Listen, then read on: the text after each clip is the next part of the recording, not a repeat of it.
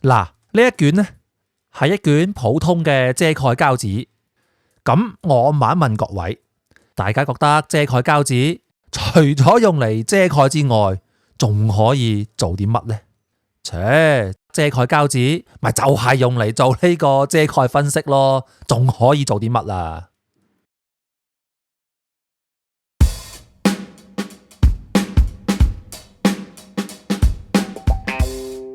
大家好啊，歡迎嚟到2026年新一期嘅 Toys Core Channel 啊！聽起身呢個問題好似好撚廢咁。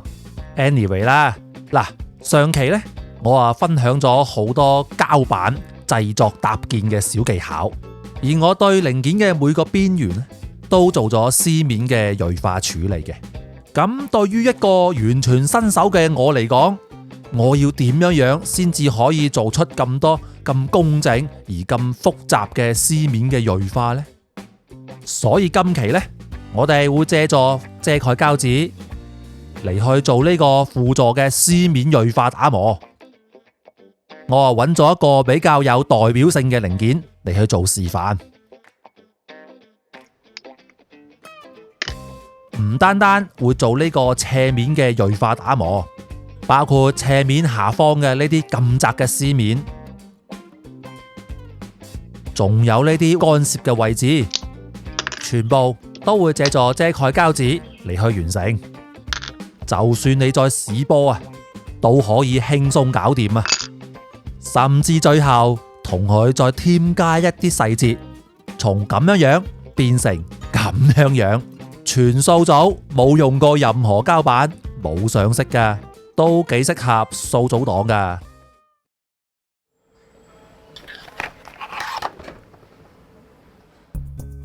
你對絲面打磨一直都冇乜信心嘅，但係又想做出每一個面都十分之工整同埋銳利，我哋需要準備一卷普通嘅遮蓋膠紙，然後就係600目嘅砂紙同埋打磨板。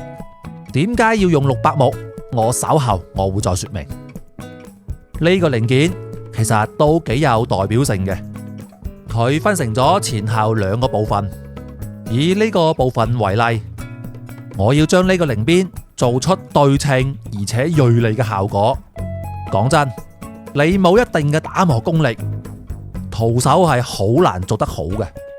只要借助遮蓋膠紙，你呢就能夠輕鬆做到啦。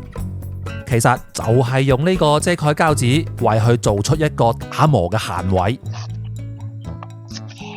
盡量去選擇一啲較寬嘅遮蓋膠紙，咁樣貼起身呢會比較牢固啊。唯一嘅注意事項就係一定要黏緊啊，唔係嘅話打磨起身磨下走鬼咗位，你到時真係痛苦叫媽媽啦。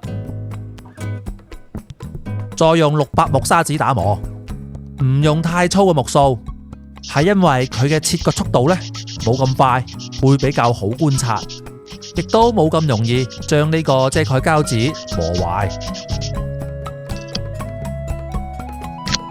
幾下就能夠將個邊同個面咁就磨出嚟啦。其實呢一種做法呢，就算係職業模型師喺面對一啲比較刁鑽嘅角度嘅時候，都係會用到嘅。最後將整條零邊做一個對齊，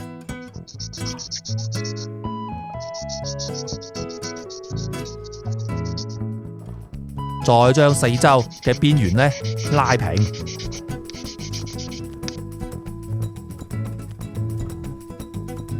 咁樣無論你睇起身還是摸起嚟，都能好明顯咁感受到佢嘅銳利感。而另外一個零件呢，就比之前嗰個要麻煩好多啦。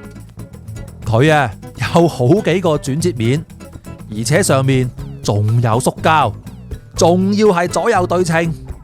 關鍵，哇，撲街咯！個底部仲有一個好窄嘅絲面。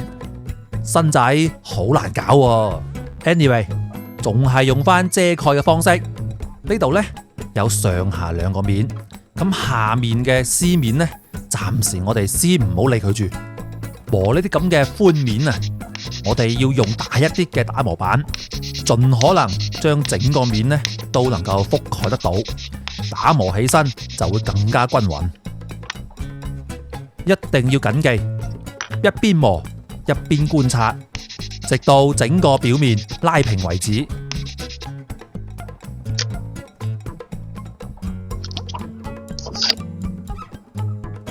經過一段時間，呢條邊啊，而家摸上去之後呢，哇，真係有少少戒手啊，都幾 sharp 㗎。廢話就唔多講啦，用同樣嘅方法繼續另外一面。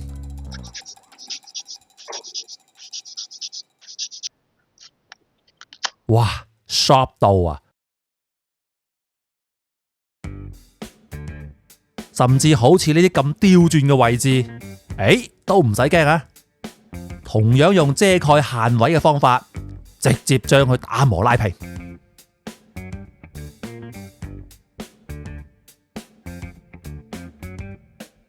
最後再修正埋個絲面，係咁就 very good 啦。呢一個就係修正完嘅效果。如果你只係諗住做下銳化啊，將整個平面修正一下，嗱，你到呢一步呢就可以收手噶啦。如果你覺得呢個零件睇起身啲層次有啲單調，咁呢我哋就可以再進入呢個下一步添。同樣都係用翻呢個遮蓋帶，將佢當間距尺嚟用啊。我哋同呢個內框做翻一個層次出嚟。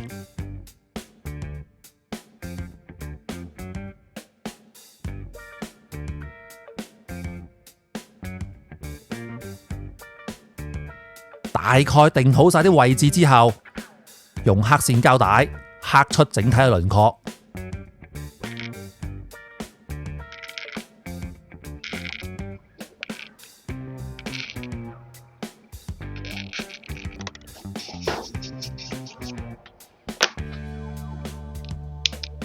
咁樣睇起身，係咪又豐富咗少少啊？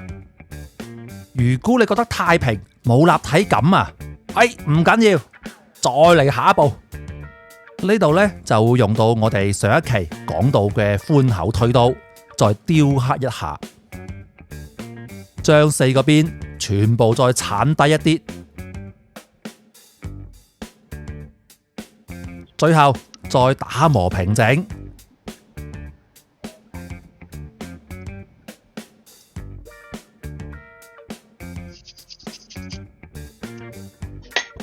咦，咁樣係咪又正啲啊？如果你玩素組嘅話，嗱，啲流度呢，盡可能都唔好浪費啊！再同佢加翻啲細節。如果你只係想玩下素組，又想有少少改造，呢一招呢就好啱你玩啦。就係用翻零件同一顏色嘅流度，同佢喺上面加翻少少細節。你唔需要用任何嘅膠板嚟去做細節，就能夠得到同原本零件一模一樣嘅效果。